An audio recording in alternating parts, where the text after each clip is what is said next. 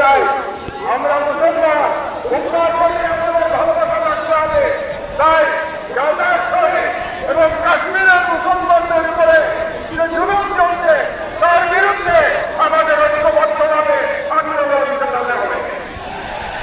3 নম্বর কথা আমি বলতে চাই, আমার বক্তব্য দীর্ঘায়িত করবো না। এখানে অনেক ওলামায়ে একরামরা আছেন যারা মূল্যবান বক্তব্য দেবেন। আপনারা নারী নিয়ে প্রশ্ন তুলেছেন, এ ব্যাপারে প্রথমে ডক্টর ইউনূস সরকারের প্রতি আমার একটি প্রশ্ন আছে।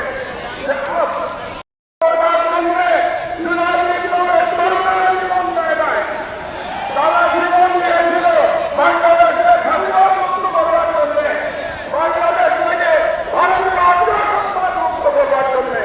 কাজেই আপনারা সরকারে বসেছেন যাতে করে বাংলাদেশের স্বাধীনতা ফিরে আসতে না পারে। আপনাদের দায়িত্ব শুধুমাত্র সেই সংস্কার করা, যে সংস্কারের মাধ্যমে বাংলাদেশে স্বাধীনতার পুনরুত্থানের পথ আমরা বন্ধ করতে পারবো। কাজেই ডক্টর ইউনূস সরকারের মধ্যে আমার বাংলাদেশের একজন শ্রমিক নাগরিক হিসেবে পরামর্শ থাকবে, আপনারা অপ্রয়োজনীয় ইস্যু তৈরি করবেন না।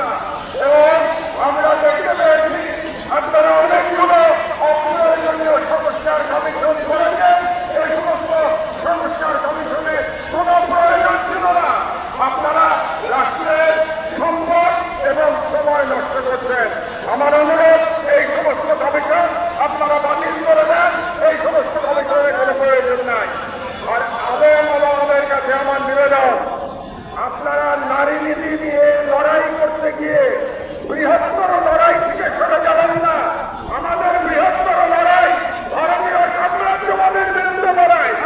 আমাদের বৃহত্তর লড়াই ইসলামের জন্য আমাদের লড়াই। আপনারা যদি নারী নীতির মতো একটা ইস্যু দিয়ে আন্দোলন করেন তাহলে আমাদের যে বৃহত্তর আন্দোলন এটা ক্ষতিগ্রস্ত হবে। কাজেই নারী নীতির অবশ্যই আপনারা প্রতিবাদ করবেন, কিন্তু তার মানে এই না যে আমরা মূল লড়াই থেকে সরে যাব। মূল লড়াই থেকে আমাদের সরে যাওয়া যাবে না। এই জন্য আপনাদের কাছে আমার